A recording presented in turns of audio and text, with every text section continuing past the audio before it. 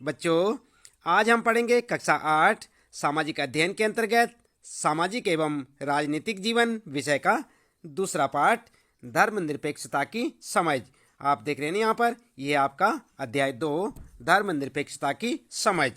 हम आपको बताएंगे इस पाठ से संबंधित प्रश्नों के उत्तर, लेकिन उससे पहले आइए देख लेते हैं एक झलक इस पाठ की, ताकि आपको यहाँ पर जो प्रश्नों के उत्तर बताए जाएंगे उन्हें आप अच्छे से समझ सकें।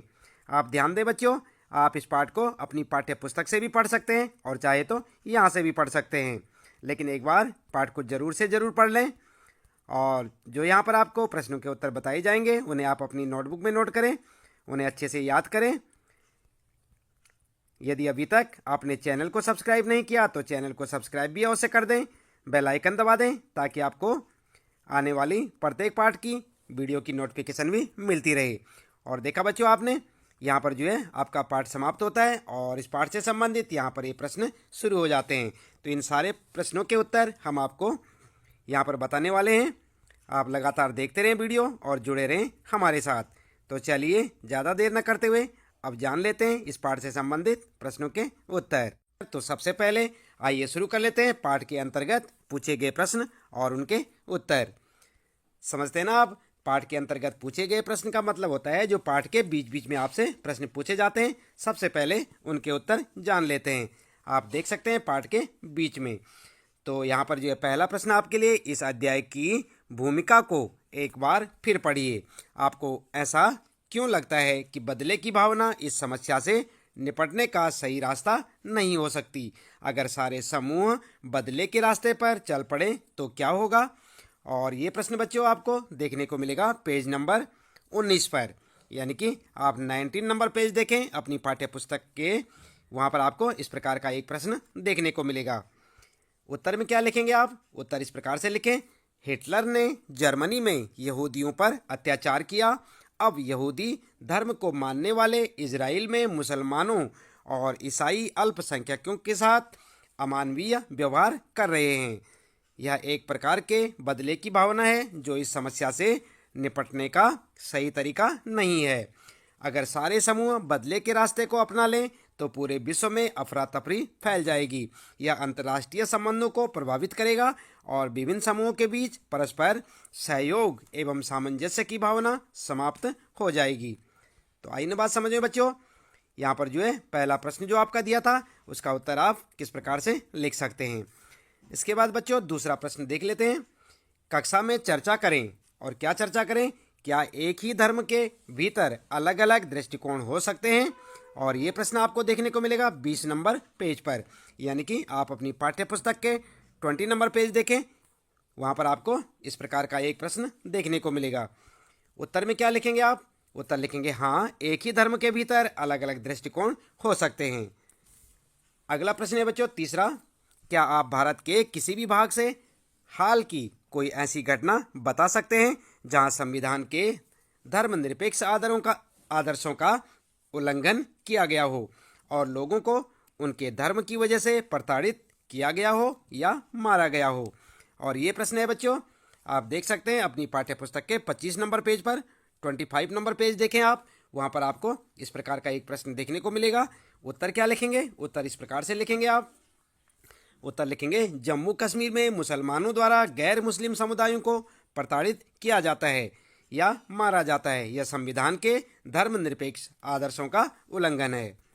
तो ठीक इसी प्रकार से आप अपना उत्तर लिख सकते हैं। इसके बाद बच्चों आपके लिए प्रश्न शुरू हो जाते हैं, चित्र आधारित प्रश्न।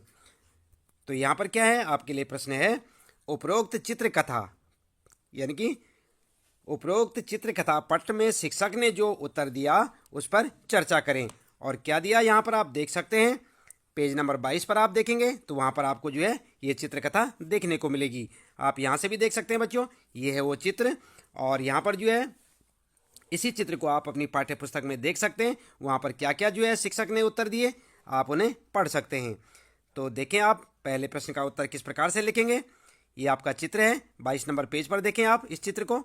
और उत्तर में आप इस प्रकार से लिखेंगे शिक्षक का उत्तर। नंबर 1, भारत एक धर्मनिरपेक्ष राज्य है। नंबर 2, सरकारी स्कूल किसी एक धर्म को महत्व नहीं दे सकते। और नंबर तीसरा लिखेंगे आप पॉइंट, सरकारी स्कूल के लिए सभी धर्म समान है और चौथा पॉइंट लिखेंगे अधिकतर धार्मिक त्योहारों पर सरकारी छुट्टी होती है। तो समझ गए ना आप किस प्रकार से उत्तर लिखेंगे। यहाँ पर आप जो चित्र देख रहे हैं बच्चों, आप अपने 22 नंबर पेज पर देख सकते हैं अपनी पाठ्य पुस्तक के, ये चित्र देखने को मिलेगा और शिक्षक के जवाब भी। इसके बाद अगला प्रश्न है बच्चों, दूसरा प्रश्न है आपका, सरकारी स्कूलों में अक्सर कई धर्मों के बच्चे आते हैं। इस बात को ध्यान में रखते हुए धर्मनिरपेक्ष राज्य के 3 उद्देश्यों को दोबारा पढ़िए। आप इस बारे में 2 वाक्य लिखिए कि सरकारी स्कूलों को किसी एक धर्म को बढ़ावा क्यों नहीं देना चाहिए। और ये प्रश्न आपको देखने को मिलेगा बच्चों 23 नंबर पेज पर। आप अपनी पुस्तक के या अपनी किताब के 23 नंबर पेज पर देखें और इस प्रकार के आपको वहाँ पर एक चित्र देखने को मिलेगा, देख रहे ना आप, यही चित्र आपको 23 नंबर पेज पर मिलेगा। और उत्तर में क्या लिखेंगे आप, उत्तर लिखेंगे भारत एक धर्मनिरपेक्ष देश है, इसलिए सरकारी स्कूलों में भी धर्मनिरपेक्षता की नीति का पालन किया जाता है। सरकारी स्कूल न तो किसी खास धर्म को थोप सकता है और न ही विद्यार्थियों की धार्मिक स्वतंत्रता छीन सकता है। तो इस प्रकार से आप अपना उत्तर लिख सकते हैं 2 पॉइंटों में बच्चों। अगला है यहाँ पर, इसके बाद यहाँ पर शुरू हो जाते हैं बच्चों पाठ के अंत में पूछे गए प्रश्न और उनके उत्तर। तो आप देख सकते हैं अपनी पाठ्य पुस्तक में जहाँ पर आपका पाठ समाप्त हो जाता है उसके बाद पाठ के अंत में आपसे कुछ प्रश्न पूछे हुए हैं। चलिए देख लेते हैं आप उनका उत्तर कैसे लिखेंगे। तो पहला प्रश्न है बच्चों, अपने आस पड़ोस में प्रचलित धार्मिक क्रियाकलापों की सूची बनाइए। आप विभिन्न प्रकार की प्रार्थनाओं, विभिन्न देवताओं की पूजा, विभिन्न पवित्र स्थानों, विभिन्न प्रकार के धार्मिक संगीत और गायन आदि को देख सकते हैं। क्या इससे धार्मिक क्रियाकलापों की स्वतंत्रता का पता चलता है? तो ये है आपका प्रश्न बच्चों। और उत्तर में आप इस प्रकार से लिख सकते हैं, धर्म या धार्मिक क्रियाकलाप, और हेडिंग डाल के लिखेंगे। सबसे पहले लिखेंगे फर्स्ट में हिंदू, और इनके धार्मिक क्रियाकलाप क्या है होते हैं, भजन, संगीत, प्रार्थना, पूजा और कीर्तन। इस प्रकार से आप लिख सकते हैं। सेकंड नंबर पे मुस्लिम, और इनका क्या होता है धार्मिक क्रियाकलाप, नमाज। इसकी प्रकार तीसरा लिखेंगे आप थर्ड में। सिख के लिए लिखेंगे प्रभात फेरी, शब्द कीर्तन, दरबार, अरदास और नगर कीर्तन। अगला पॉइंट लिखेंगे यहाँ पर चौथा, ईसाई धर्म में क्या होती है, प्रार्थनाएं, प्रार्थना सभा होती है। तो यहाँ पर लिखेंगे आप प्रार्थना। तो इस प्रकार से आप अपने इस पहले प्रश्न का उत्तर देख सकते हैं आप, ये है आपका प्रश्न, और उत्तर आप इस प्रकार से लिखते जाएं। और साथ में क्या लिखेंगे, हाँ, इससे धार्मिक क्रियाकलापों की स्वतंत्रता का पता चलता है। अगला प्रश्न है बच्चों, अगर किसी धर्म के लोग यह कहते हैं कि उनका धर्म नवजात शिशुओं को मारने की छूट देता है, तो क्या सरकार किसी तरह का दखल देगी या नहीं? अपने उत्तर के समर्थन में कारण बताइए। तो आप क्या लिखेंगे, उत्तर लिखेंगे आप, हाँ, सरकार इस प्रकार की स्थिति में हस्तक्षेप करेगी। क्यों करेगी? नंबर 1, कानून के अनुसार किसी भी कारण से की गई हत्या एक अपराध है। दूसरा कारण लिखेंगे, यह धार्मिक छूट मानव अधिकारों का हनन है। ठीक है, तो आप इस प्रकार से अपना उत्तर, इस दूसरे प्रश्न का उत्तर लिख सकते हैं बच्चों। तीसरा प्रश्न है, इस तालिका को पूरा कीजिए। और ये तालिका देख रहे हैं ना बच्चों आप, यहाँ पर एक टेबल आपको दिखाई दे रही है और इसमें लिखा है, इधर लिखा है उद्देश्य, यह महत्वपूर्ण क्यों है, इस उद्देश्य के उल्लंघन का एक उदाहरण यहाँ पर आपको लिखना है। तो सबसे पहले, एक धार्मिक समुदाय दूसरे समुदाय पर वर्चस्व नहीं रखता, और दूसरा है, राज्य न तो किसी धर्म को थोपता है और न लोगों की धार्मिक स्वतंत्रता छीनता है। तीसरा, यहाँ पर एक ही धर्म के कुछ लोग अपने ही धर्म के दूसरे लोगों को न दबाएं। तो यहाँ पर आपको लिखना है, यह क्यों महत्वपूर्ण क्यों है, इस उद्देश्य के उल्लंघन का एक उदाहरण भी आपने यहाँ पर लिखना है। चलिए उत्तर देख लेते हैं। उत्तर में आप इस प्रकार लिख सकते हैं, यह कार्य क्यों महत्वपूर्ण है और इस उद्देश्य के उल्लंघन का एक उदाहरण भी आप देंगे। तो उत्तर में आप इसी प्रकार से लिखें। फर्स्ट वाले का लिखेंगे आप, सभी समुदाय के समान विकास हेतु, और सेकंड लिखेंगे अल्पसंख्यकों के प्रति अत्याचार भेदभाव रोकने हेतु। थर्ड में लिखेंगे शांति, सहनशील, समन्वय और सौहार्दपूर्ण वातावरण हेतु।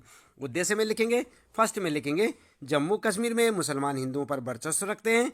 दूसरे में लिखेंगे श्रीलंका में तमिलों पर सिंहलियों का वर्चस्व है, और तीसरे में लिखेंगे हिंदुओं में छुआछूत का प्रचलन है। तो इस प्रकार से आप अपना उत्तर लिख सकते हैं। देख रहे हैं ना आप, ये है आपका तीसरा प्रश्न और इसका उत्तर आप ऐसे लिख सकते हैं। ध्यान रखें बच्चों, यहाँ पर से 2 पार्ट में है और इस प्रकार से आप अपना उत्तर दे सकते हैं। चौथा प्रश्न है बच्चों, अपने स्कूल की छुट्टियों के वार्षिक कैलेंडर को देखिए। उसमें से कितनी छुट्टियां विभिन्न धर्मों से संबंधित हैं, इससे क्या संकेत मिलता है। आप समझ गए ना। अपने स्कूल की छुट्टियों की वार्षिक कैलेंडर को आप देखेंगे और उसे देखकर उसमें पता करें कि उसमें कितनी छुट्टियां विभिन्न धर्मों से संबंधित हैं और इससे क्या संकेत मिलता है। तो यहाँ पर आप उत्तर क्या लिखेंगे? उत्तर इस प्रकार से लिखेंगे बच्चों। उत्तर में लिखेंगे मुसलमानों से संबंधित कितनी छुट्टियां हैं? ईद उल जुहा, मुहर्रम, मिलाद और ईद उल फितर। इसी प्रकार सिखों से संबंधित बैसाखी, गुरु नानक जयंती और जैन धर्म से संबंधित महावीर जयंती, बौद्ध धर्म से संबंधित बुद्ध पूर्णिमा और हिंदुओं से संबंधित लोहड़ी, मकर संक्रांति, बसंत पंचमी, रविदास जयंती, महाशिवरात्रि, होली, रामनवमी, रक्षाबंधन, जन्माष्टमी, दशहरा, वाल्मीकि जयंती, दीपावली, गोवर्धन पूजा, भैया दूज और ईसाई धर्म से संबंधित गुड फ्राइडे और क्रिसमस डे। तो देख रहे ना आप, विभिन्न धर्मों से संबंधित कई प्रकार की छुट्टियां आपको स्कूल के कैलेंडर में मिलेंगी। आप इस प्रकार से अपना उत्तर लिख सकते हैं।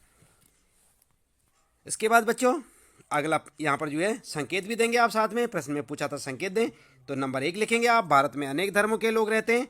और नंबर 2, भारत में सभी धर्मों के लोगों की भावनाओं का आदर किया जाता है।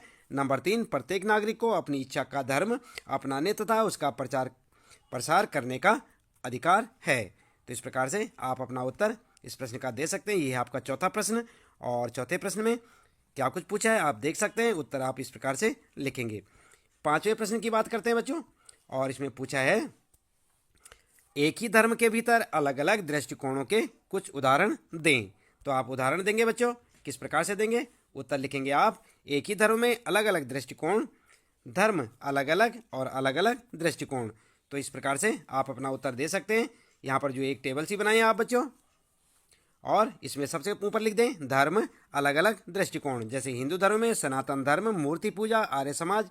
और इस्लाम में लिखेंगे आप शिया और सुन्नी। सिख में लिखेंगे केसधारी, नामधारी। बौद्ध धर्म में महायान, हीनयान। ईसाई में कैथोलिक, प्रोटेस्टेंट। और यहाँ पर जो है जैन में दिगंबर, श्वेतांबर। तो इस प्रकार से आप अपना उत्तर लिखें।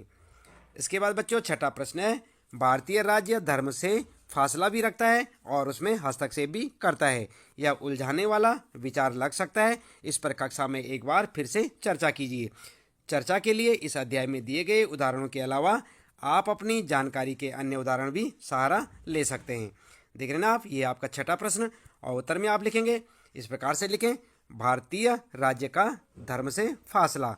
हेडिंग डाल के लिखें बच्चों। नंबर 1, भारतीय राज्य किसी एक धर्म को समर्थन नहीं देता है। नंबर 2, भारत में कचहरी, थाने, सरकारी विद्यालय और दफ्तर जैसे सरकारी संस्थानों में किसी खास धर्म को प्रोत्साहन देने या उसका प्रदर्शन करने की छूट नहीं है। दूसरी हेडिंग डालेंगे आप, भारतीय राज्य का धर्म में हस्तक्षेप। और उसके बाद लिखेंगे नंबर 1, धर्म के नाम पर अलग अलग करना और भेदभाव रोकने के लिए भारतीय संविधान ने छुआछूत पर पाबंदी लगाई है। दूसरा पॉइंट लिखेंगे, माँ बाप की संपत्ति में बराबर हिस्से का अधिकार का सम्मान करने के लिए राज्य को समुदायों के धर्म पर आधारित निजी कानूनों में भी हस्तक्षेप कर सकता है। तो इस प्रकार से आप अपना उत्तर लिख सकते हैं बच्चों। ये आपका छठा प्रश्न है और इसका उत्तर आप 2 बार हेडिंग डालेंगे। पहला डालेंगे भारतीय राज्य का धर्म से फासला और दूसरी हेडिंग डालेंगे भारतीय राज्य का धर्म में हस्तक्षेप। इस प्रकार से आप अपना उत्तर लिखें। बात करते हैं 7वें प्रश्न की। 7 में दिया गया यह पोस्टर शांति के महत्व को रेखांकित करता है। इस पोस्टर में कहा गया है शांति कभी न खत्म होने वाली प्रक्रिया है। यह हमारी आपसी विभिन्नताओं और साझा हितों को नज़रअंदाज करके नहीं चल सकती। ये वाक्य क्या बताते हैं? अपने शब्दों में लिखिए। धार्मिक सहिष्णुता से इसका क्या संबंध है? तो देख रहे ना आप बच्चों, ये है आपका पोस्टर और आप इसे अपने 7वें प्रश्न में देख सकते हैं। अपनी पाठ्य पुस्तक में आपका पोस्टर क्या कहता है। उत्तर में क्या लिखेंगे आप? उत्तर इस प्रकार से लिखेंगे। नंबर 1 पॉइंट डालेंगे, शांति से हम सब कुछ प्राप्त करते हैं। इससे हमारा अपना तथा देश का विकास होता है तथा हम सब उन्नति के पथ पर अग्रसर होते हैं। दूसरा पॉइंट लिखेंगे बच्चों, शांति उसी समय स्थापित की जा सकती है जब सभी धर्मों के बीच सहिष्णुता होती है और सब मिलजुल कर रहते हैं। तो बच्चों इस प्रकार से इसी प्रश्न के साथ यहाँ पर इस पाठ से संबंधित आपके सारे प्रश्नों के उत्तर समाप्त होते हैं। उम्मीद है कि आपको अच्छे से समझ आए होंगे। इसी प्रकार आप अपने सामाजिक अध्ययन कक्षा 7 कक्षा 8 सामाजिक अध्ययन के सभी पाठों को पढ़ने के लिए चैनल को सब्सक्राइब अवश्य कर दें, बेल आइकन भी दबा दें बच्चों, और लगातार इसी प्रकार देखते रहें वीडियो, जुड़े रहें हमारे साथ। और आपको बता दें बच्चों, इसके साथ साथ आप कक्षा 8 हिंदी वसंत और हिंदी व्याकरण के प्रश्नोत्तरों को जानने के लिए भी हमारे साथ जुड़े रहें। मिलते हैं फिर अगली वीडियो में।